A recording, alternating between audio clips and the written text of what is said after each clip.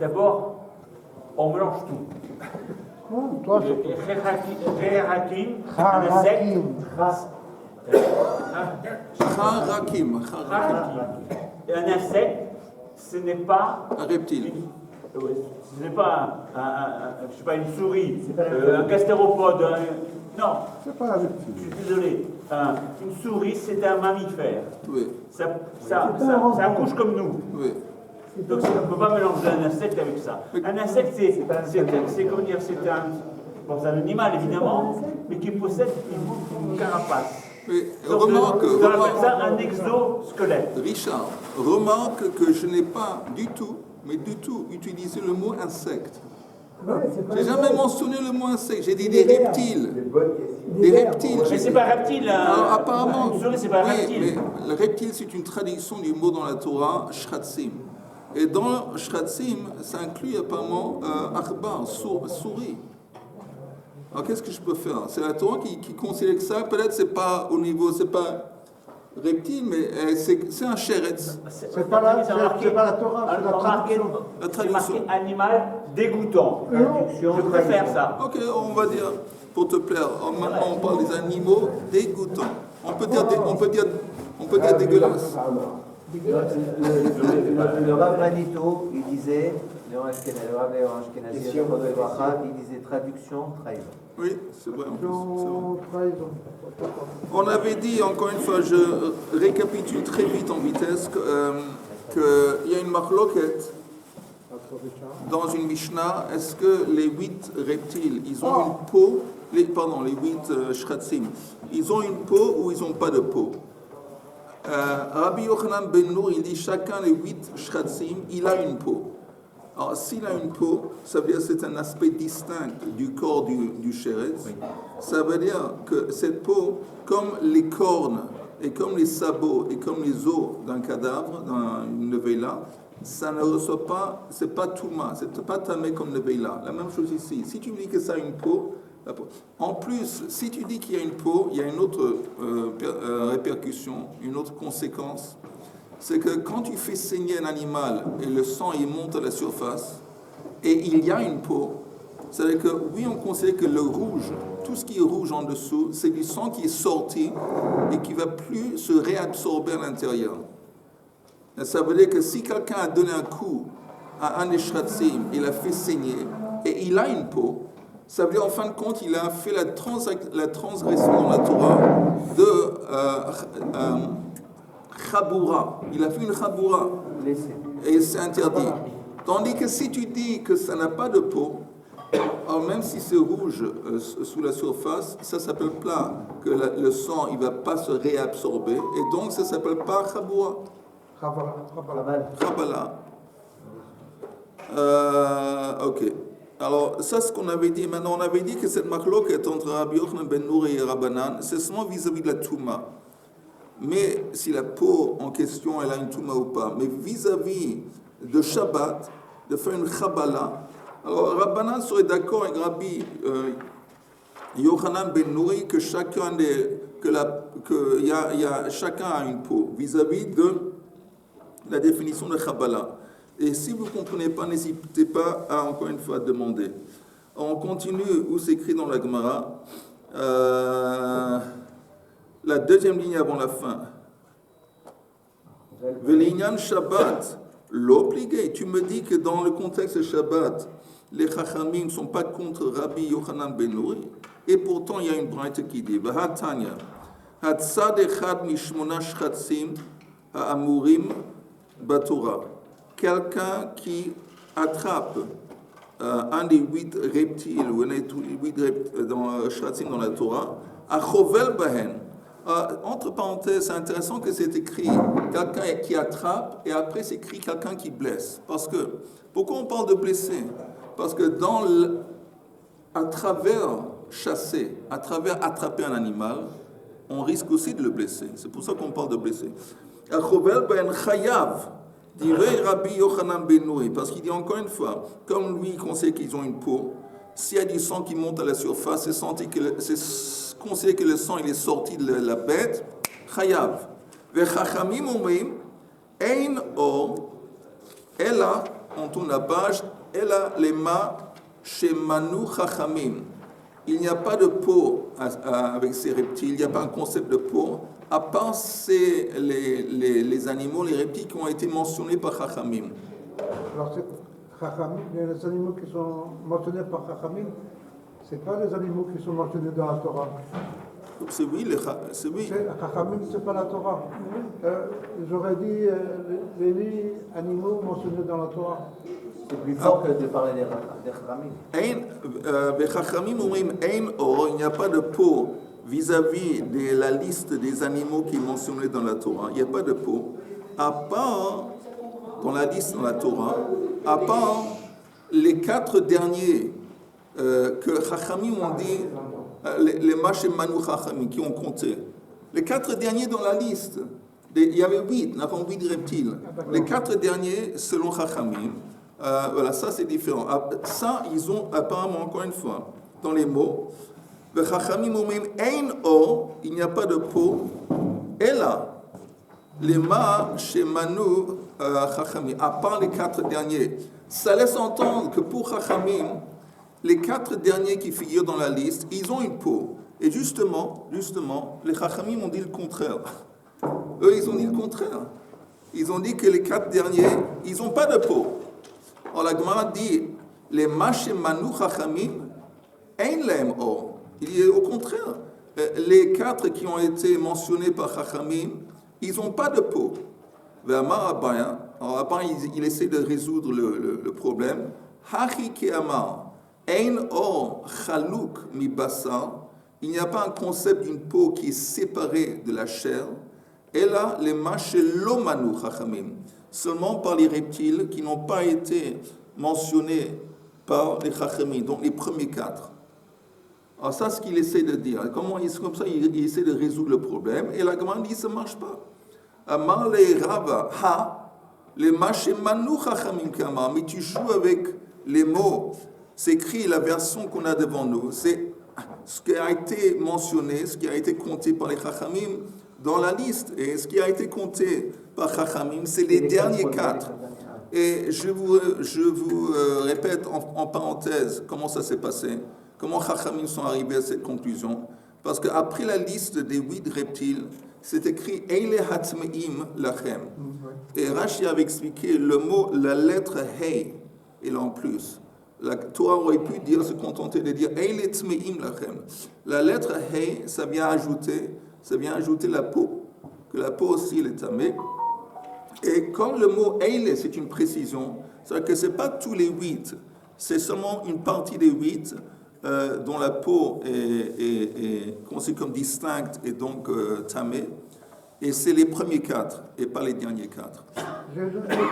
La peau, quand on parle de la peau qui est tamée, c'est en fait c'est une couche. Une couche. Qui se trouve au-dessus de la peau, parce que n'importe quel chai, il ne peut pas vivre s'il n'a pas de peau. On avait parlé de ça hier. Oui, non, mais je précise. Non, je précise aussi, on parle d'une peau qui est, si la peau elle est fine, très fine, elle est considérée comme faisant partie de la chair de l'animal, et ça veut dire qu'il n'y a pas de peau. Si c'est considéré comme une extension en quelque sorte de la chair, c'est comme s'il n'y a pas de peau. Il y a en fin de compte une espèce de surface qui protège, mais ça n'a pas une agdara, une définition en tant que peau. Tandis que d'autres animaux, ils ont la couverture qui couvre leur chair est considérée comme une peau. Tu prends un reptile. Non, tu es en train de me dire quoi? Qu'ils ont tous une peau? Non. Oui, ils ont tous au départ. Ils ont tous une couverture. Oui. Donc, ça, c'est la couche qui est collée à la bassa, c'est la peau. Oui. On voit ou qu'on ne voit pas la tête. Non, justement, tu as raison. Ils ont chacun une espèce de couche qui recouvre leur la base. Ils ne peuvent pas vivre si n'importe. La question est comment est-ce qu'on définit cette couche? Si on arrive à voir la chair, si on arrive à voir si elle est transparente, elle est fine comme tu as dit, alors on la considère comme qu'elle ne peut pas amener la touma. On considère que comme elle est tellement fine, et on a du mal à la distinguer, c'est comme une extension de la chair. C'est pas du peau. C'est pas une peau. S'il n'y a pas de peau, alors si tu trouves par terre ce morceau de peau, c'est comme si tu touches la chair de l'animal et ça te rend tamé. Et qu'est-ce qu'on avait dit par rapport au fait que si on donne un coup à l'animal, On avait dit qu'il a que une quand... doublée... Non, attends, je réfléchis en même temps que je parle. Ça, c'est compliqué. Moi, j'arrive pas à faire ça. Oui, je sais, non, ça m'arrive des fois. Que quand elle a une peau épaisse, on ne voit pas le saignement, si elle ne saigne pas. Et là, c'est là où il y a le problème. Donc, on dit cet animal-là, plus que cette peau-là qui va sortir, elle rend tamé. C'est un mélange de tamé, pas tamé, de sang. Il y a deux choses ici. Il y a tamé, le sujet de Touma. À part ça, il y a un autre sujet. Touma, ce n'est pas lié à Shabbat. Un autre sujet qui est lié à Shabbat, c'est l'interdiction de l'echabel, la sorte chabala. C'est de blesser. La définition de blesser, c'est une blessure qui fait sortir du sang. Si tu donnes un coup, il n'y a pas de sang, c'est pas. Puis à Torah, c'est pas chabala. Donc même si elle a la peau fine et que le attends, sang n'est pas qu'est-ce qui se passe? La question est, s'il y a du sang qui jaillit, la question ne se demande pas, c'est chabala, selon tout le monde. Mais qu'est-ce qui se passe quand tu donnes un coup et tu vois que il y a plein de, c'est très rouge. Tu vois qu'il y a du sang, mais c'est en quelque sorte sous la peau. Alors ça dépend. Si tu dis que la peau en question, c'est une peau qui n'est pas de peau, c'est pas la peau, c'est une peau très fine. C'est comme si le sang on considère que ce sang va se réabsorber après un peu de temps, et c'est pas considéré que le sang a été extrait du corps. Si tu dis que la peau, c'est une peau, ça veut dire qu'en fin de compte, oui, le sang est sorti. Bon, il est bloqué, techniquement, il est bloqué par la peau, mais il est sorti de la chair. Il est sorti de la chair, mais il est bloqué par la peau. Ça, c'est si tu dis qu'il y a une peau. Si tu dis qu'il n'y a pas de peau, alors non, si tu vois du sang, ça ne veut rien dire. Ça ne veut pas dire que le sang est sorti et il n'y a pas de transaction. Attends, Yehuda. Oui, mais je voudrais poser ma question, mais un peu court. Dans la Braïta, ils disent Hatzad, Achovel. C'est-à-dire ces deux melachot interdites. Ah, oui. Alors, oui, tu as raison. Il faudrait faire la distinction. On fait une distinction par rapport au piège, à la piégée ou par rapport à... Non, pas du tout. On fait des distinctions par rapport aux animaux qui sont mentionnés par la famille, mais le fait même de tzad, quel que soit un animal, les 4 premiers, les 4 derniers, tout animal, il est khayab. Oui. Alors, c'est vrai, c'est bien ce que tu fais cette distinction, que vis-à-vis de tzad, il n'y a pas apparemment de machloket entre Chachamim et Rabbi Yehuda. La machloket, c'est seulement vis-à-vis de la peau. Est-ce qu'ils ont une peau, est-ce qu'ils n'ont pas une peau? Et ça, si elle a une peau ou pas une peau, ça a des conséquences aussi bien vis-à-vis de Touma, aussi bien vis-à-vis de Chabala. Il y a une contradiction. S'il a la peau, quelqu'un il a frappé, puis après il y a la peau, il y a du sang, la Chabala, il y a de l'eau. Il y a du sang en dessous. Le sang va couler, d'accord? Non, si tu l'as frappé et il y a du sang en dessous, ça s'appelle... Non, mais c'est une... Oui, très bien, c'est ça exactement. Il y a une... Nitzra, il y a une chair. Ça veut dire que le sang est sorti. Et le sang est sorti. Oui. Et puis de l'autre côté, la peau elle est tellement fine, malgré qu'on frappe, le sang ne sort pas. Oui. Alors. Mais voilà, ça veut dire quoi sortir? Sortir, c'est faire... René, ça veut dire quoi sortir? C'est faire sortir le sang de la chair. Ça va par la suite. C'est quoi sortir? Sortir, c'est faire sortir le sang de la chair de l'animal. Oui. Maintenant, si tu dis qu'il n'y a pas de peau, on parle d'une situation où le sang ne jaillit pas, ça ne coule pas le sang, mais c'est rouge. Alors, est-ce que ça veut dire que ce sang, attends une seconde, est-ce que c'est monté, c'est sorti de la chair, mais c'est bloqué par la peau, ou pas? Si tu dis que c'est sorti de la chair et c'est bloqué par la peau, ça veut dire qu'il a fait Chabala, parce qu'il a fait sortir le sang de la chair. Si tu dis que non, cette peau, en fin de compte, ça fait partie de la chair. Alors si c'est comme ça, enfin, il s'avère que le sang n'est pas sorti de la chair. Non. Voilà. Le sang n'est pas sorti, et pourtant, on la le peau, voit. elle est très, très, très fine. Oui. Oui, alors que l'autre, avec la peau qui est assez costaud, le sang il est sorti, il y a Kabbalah, et de l'autre, Non, veine René, sort. dans les deux cas, que ce soit Il y a- une peau il y a qui quelque chose, vous voyez, que ce soit une peau qui est fine ou une peau qui est épaisse. Dans les deux scénarios, on parle où on voit le rouge sous la peau. Sous la peau. La question est, c'est quoi ce rouge que je vois? Est-ce que, encore une fois, c'est du sang qui est sorti de la chair, mais qui est bloqué par la peau? Ça, c'est tu me dis qu'il y a une peau. Et si, ou peut-être c'est simplement comme on avait dit hier, tu donnes une gifle à quelqu'un. La joue, elle devient rouge. Mais le sang, tu n'as pas extrait du sang. La preuve, après un peu de temps, ça va se reblanchir. Le sang va se réabsorber. Ça, c'est la question. Et tout ça pour arriver à déterminer si ça transmet à Touma ou pas. Non, rien à voir. C'est deux sujets à part. Deux sujets à part. C'est pour ça que la Gemara dit, bon, oui, il y a une machloket entre Rabbi Yochanan ben Noé et Chachamim sur la Touma, mais sur la Kabbalah Shabbat, sur un autre sujet, ils seraient d'accord. C'est ce qu'on a proposé. En attendant... C'est-à-dire que la peau, je crois qu'on mélange les choses. On mélange les mammifères. Oui, attendez.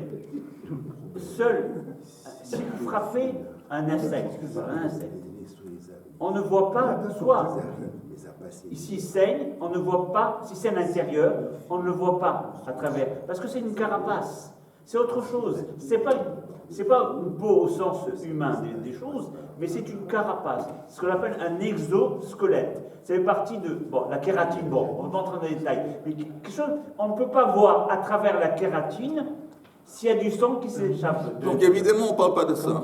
C'est pas possible. On ne parle pas de ça. On ne parle pas de ce genre d'animal. On parle d'un genre d'animal où on ne voit pas du sang à travers la carapace. C'est pour ça que je te dis, je répète, apparemment, en dépit du fait que c'est écrit dans la liste de tsav, et tsav, apparemment, en hébreu moderne, c'est tortue. Mais ce n'est pas logique. Que, comme tu dis, si c'est peut-être le tsav, si tu blesses la tête. La tête, elle n'est pas recouverte par une carapace. Là, tu peux voir, ou les pieds qui sortent, là, c'est différent. Mais c'est évident ce que tu dis, que s'il y a une carapace, la question ne se demande pas, on ne peut pas voir s'il y a du sang ou pas. Mais on continue, parce que je ne veux pas être bloqué ici indéfiniment. Alors la Gemara dit, on essaie de... Amar Rabba, elle Amar Rabba. Vous voyez la 5e ligne d'en haut de la page. 5e ligne. Elle Amar Rabba Hachikama. Ein or metameke basar. Il n'y a pas la peau qui rend impur comme la chair d'un sheretz, à part, elle a les mashemanu chachamim, à part les shretzim qui ont été mentionnés par Chachamim, qui sont les 4 derniers dans la liste. Michla, mais ça laisserait entendre, de Rabbi Yochanan ben Nouri, Hanach Nami, de l'Omanu Chachamim, Metamin. Ça laisserait entendre que les autres 4, il n'a pas été nommé. si tu m'exprimes ça comme ça, tu me dis, il n'y a pas une peau qui conseille comme la chair, à part les 4 derniers dans la liste. Et on sait que Rabbi Yochanan ben Nouri, il est contre. Alors ça laisse entendre, la Gemara dit, Michla de Rabbi Yochanan ben Nouri, Hanach Nami de l'Omanu Chachamim, les 4 au début de la liste, Metamin, la peau, oui, entamée. Et les conseils comme la chair. Vehakatan, et nous on sait que ce n'est pas le cas. C'est enseigné Rabbi Yochanan ben Nouri Omer, Shmona shratzim yesh len orot. Il y a une peau pour chacun des 8 reptiles, et donc il n'y a pas de touma. Velo metamin. Donc pour résoudre ça, on dit Amar Rav Ada Bar Matna Tari, il faut comprendre comme ça. Vechachamim omrim le inyan touma. Ein or le mashemanu chachamim. Ok. Ve'akati le inyan Shabbat. Mais en attendant vis-à-vis du contexte de Shabbat, l'obligé. Est-ce que c'est vrai que tu proposes que les chachamim sont pas d'accord? Pardon, ils sont d'accord. Il n'y a pas de dispute dans le contexte de Shabbat. La dispute entre chachamim et Rabbi Yochanan ben Nouri, c'est seulement vis-à-vis de la Touma. Mais vis-à-vis de Chabbalah, est-ce que ces reptiles, on conseille s'ils ont une peau ou pas? Oui, dans le contexte de Chabbalah, tu proposes qu'ils sont d'accord avec Rabbi Yochanan ben Nouri qu'ils ont une peau. Est-ce que c'est vrai? L'obligé, et pourtant, il y a une braïta qui enseigne Hatzad Echad, Mishmona Shchatzim Ha'amura Batora. Quelqu'un qui attrape un parmi les 8 Shchatzim dans la Torah, Achovel ben chayav. Quelqu'un qui le blesse, il est chayav. Ça veut dire, ok, ça c'est la première opinion. Et bashratsim sheyesh len orot. Pardon. On voit ici que la première opinion dit qu'il y a tout de même, vis-à-vis des Chabala, on avait tenté de dire qu'à Chabala, tout le monde est d'accord qu'il y a une peau. Mais ici, c'est écrit seulement un. Pas 8. C'est écrit ici encore une fois. Hatzad echad, mishmona shchatzim amorim betorah, achovel ben chayav. Alors, la Gemara dit, b'shchatzim sheyesh len orot, on parle d'un sheretz qui a une peau. Maintenant, la Gemara dit, ve'eizohi chabura she'ina chozeret. C'est quoi la définition d'une blessure qui ne va pas repartir à zéro, qui ne va pas se devenir guérie, qui ne va pas retourner à la situation où il était, à l'état où il était au début? C'est quoi une chabura? Encore une fois, c'est un truc qui a... C'est des dégâts qu'on ne peut plus rectifier. Ah, c'est quoi? Donne-moi un exemple. Et la réponse est Nitzchar Hadam. C'est quand le sang s'est accumulé ou c'est sous la surface de la peau. Quand le sang est en haut, sous la peau, ça c'est un exemple, quelque chose qui va... Voilà, c'est fait. Le sang ne va plus jamais se réabsorber. Le sang a été disconnecté de la chair et c'est fini. Ça s'appelle une chabala chez une achoseret. Nitzchar Adam. En dépit du fait que le sang n'a pas jailli ou coulé en dehors, c'est considéré que voilà, c'est déjà un truc, c'est un changement que tu as fait, tu as extrait le sang, et donc à partir de ce moment, tu as transgressé Kabbalah.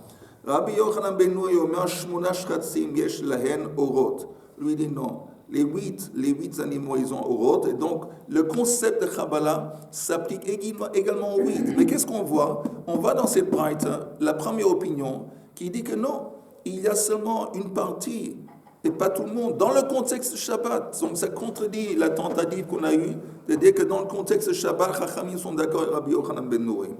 Amar Rav Ashi. Il dit ici, c'est qui la première opinion? C'est pas Rabbanan, c'est pas les Chachamim qui étaient, donc, on a vu précédemment contre Rabbi Yochanan ben Nuri, c'est quelqu'un d'autre. Man Tanakama, Rabbi Yehuda, c'est Rabbi Yehuda, de Azil Batar Gishta. Lui, il va selon Gisha, c'est tâtonner. Pour lui, comment est-ce qu'on arrive à définir si un animal, un reptile a une peau ou pas? En tâtonnant. On le touche. On touche l'animal, on voit, bon, ça je sens qu'il y a une peau, je sens qu'il y a une surface qui est dure et qui est épaisse et qui est extérieure à la chair, et sinon, si je ne sens pas, je ne sens pas. Chachamim, ils ne vont pas selon le toucher, ils vont selon le verset.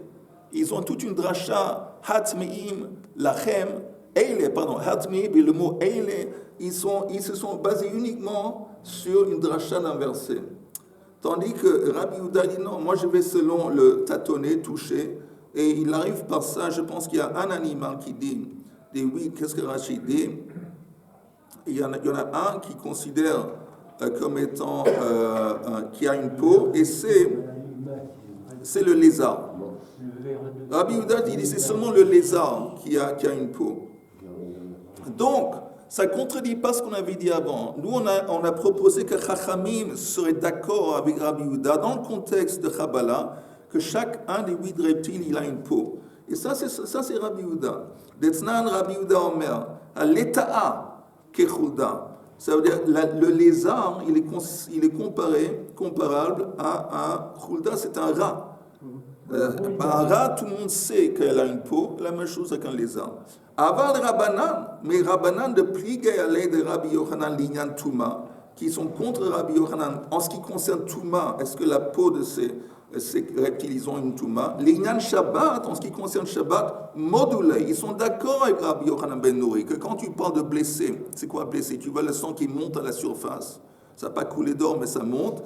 Là, ils seraient d'accord que chacun des 8 reptiles, elle a une peau. Alors la Gemara dit, si c'est comme tu dis, si c'est comme tu proposes, on a vu avant que celui qui dit que chacun des 8 reptiles, elle a une peau, c'est Rabbi Yochanan ben Nuri. Ça aurait dû être écrit, divrei Rabbi Yochanan Vemachlokato, c'est son opinion et l'opinion de ceux qui auparavant se disputaient contre lui. Machlokato, mi baile. Alors la Gemara dit simplement oui, c'est vrai, change la version. Tane, divrei Rabbi Yochanan ben Nuri vemachlokato. Ok, Ba'amine Levi me Rabbi. Levi demande une question à Rabbi. Minayin le Chabura, sheina choseret. D'où ce qu'on apprend, où c'est une allusion dans le texte de la Torah, du Tanakh, à cette idée que la définition d'une Chabura, c'est un coup qui ne va pas, comment on dit, guérir. C'est un coup il y a des dégâts, comme on dit, irréversibles, exactement. Où est-ce qu'on apprend ça, que la définition d'une Chabura, c'est une blessure irréversible? C'est quoi irréversible? Entre autres, c'est on a fait sortir du sang qui ne va plus jamais se réabsorber. D'où est-ce qu'on apprend ça? À partir de ce verset qui est où? Qui est dans Yirmiyahu. Dertiv hayahafor kushi oro venamer chavar burotav. Apparemment, le pshat de ce verset est-ce qu'un noir, un homme noir, est-ce qu'il peut changer sa peau? Est-ce qu'un tigre, un namer, il peut changer ses taches? Apparemment non. Je veux dire, il y a des choses qui sont irréversibles. Ok, si tu ne peux pas changer, est-ce qu'un tigre qui est noir, sa peau peut blanchir? À part... Voilà. Ou est-ce qu'un tigre, il peut changer ses taches? Mais la Gemara dit non. Ce n'est pas la façon qu'il faut comprendre le verset. Ma'e chavar burotav. Quel est le sens de ce mot chavar burotav? Il aime de kai rikme. Si tu me dis les taches qui sont sur sa peau, rikme. Le mot chavar burotav, ce n'est pas le bon mot. Hai namer chavar burotav, namer gevanav mi baile. On aurait dû utiliser un meilleur mot, gevanav. Et là, plutôt, la Gemara a expliqué de la façon suivante. Namer, ce n'est pas forcément un tigre. Namer, c'est changer. Ça peut être aussi un verbe qui exprime l'idée de changer. Alors, si c'est changer, c'est plus un tigre. Et les taches, c'est plus une tache, c'est chabura. C'est une blessure qui ne va pas changer. Alors, la Gemara dit, Ella, bekushi, Ella kekushi. C'est semblable à une blessure à un noir. Ma oro de kushi, eina choseret. La même façon que la peau noire d'un homme noir va plus pouvoir devenir blanche. Af chabura eina choseret. La même façon, venamer chabar burotav. Que les chabar burotav, la blessure, elle ne va pas pouvoir namer, elle ne va pas pouvoir se changer. Ça, c'est, disons, une allusion dans le texte du Tanakh à cette idée qu'une blessure, ça doit être une blessure irréversible. Ok. Oui. Michael Jackson, il a fait tellement d'opérations qu'à la fin, il n'était pas tellement noir. Apparemment. Mais change Katsim. Maintenant, on avait dit les autres reptiles. Hahorgan chayav. Que si quelqu'un tue un autre reptile, un autre insecte, il y a un organe chayav, netilat neshama. Mantana, Amar Rabbi Yirmia Rabbi Eliezer. C'est l'opinion de Rabbi Eliezer. De Tanya, c'est enseigné dans une braïta. Vous suivez? Rabbi Eliezer Omer, Hahoreg kina b'Shabbat, kehoreg gamal b'Shabbat. Rabbi Eliezer dit, il n'y a aucune différence entre tuer un pou et tuer un chameau. Simplement une question de taille, mais ça revient au même. Donc il dit, si tu tues le Shabbat, un pou, un kina, c'est comme si tu as tué un animal, un éléphant ou un chameau. Mais attends, et les chachamim... Le petit, il se gratte trop, il a le droit de faire le peigne, Shabbat? Normalement, non. Mais il faut demander au rabbin orthodoxe du quartier. Matkif la Rav Yosef, Adkan l'obligé Rabbanan alay, les Rabbanan ne sont pas d'accord. Et la Gemara explique, tu penses que c'est seulement Rabbi Eliezer qui dit que quand tu tues un insecte, tu as transgressé l'interdiction de tuer, et Rachamim disent que non, je te dis que c'est faux. Parce que Adkan l'obligé Rabbanan alay de Rabbi Eliezer, et la Bekina, la seule raison que Rabbanan sont contre cette opinion de Rabbi Eliezer vis-à-vis du pou, parce que Eina para verava, les poux ne se propagent pas. Il ne se propage pas. Il n'y a pas... Si, au contraire. Il se multiplie une vitesse. Oui, mais comment? La question, c'est comment? Comment? C'est quoi Priya Verivia? Moi, j'ai toujours appris ça. J'ai appris ça à l'école. Alors, ça doit être vrai. Que Priya Verivia, quand il y a un masculin, féminin ensemble, et puis un bébé. Mais ça, c'était autrefois, maintenant. Ça, c'est Priya Verivia. Alors, les poux, ils ne font pas ça, apparemment. Ah bon? Ils se propagent, mais pas avec masculin, féminin. Mais là, il y a une micro. Aval, charge Katsim Veramassim. Mais en ce qui concerne tous les autres espèces d'insectes et de reptiles, Rabbanan serait d'accord, parce que les autres insectes qui, oui, se propagent avec Priya Verivia, des parines veravines, l'obligé. Les Rabbanan seraient d'accord. Donc, ne me dis pas que, quand la Mishnah dit que si tu tues un autre insecte, à part les 8 reptiles, tu as transgressé. Ça, c'est l'opinion de Rabbi Eliezer qui dit que si tu tues un pou, tu as tué. Et Rabbanan disent que non. Non, Rabbanan disent que non, uniquement dans le cas de la poux, du pou, parce qu'il ne l'opria verevia. Mais les autres insectes, ils seraient d'accord. L'obligé. Veshnehem, l'olamdua elam eilim. Et les deux, en fin de compte, les deux se sont basés sur le cas de eilim. Eilim, c'est des espèces de béliers qu'on a utilisés pour préparer les pots, des pots dans le Mishkan. Rabbi Eliezer Sava Ke'ilim. En fin de compte, on trace chaque acte interdit à la préparation, les actes qui étaient impliqués dans la construction du Mishkan. Alors il dit, Rabbi Eliezer, qu'est-ce qui est la base, ce Eilim? Ma Eilim sheyesh ben netilat neshama. La même façon que Eilim, pour prendre la peau, tu dois le tuer. Donc ça veut dire n'importe quel animal que tu tues, c'est comme Eilim.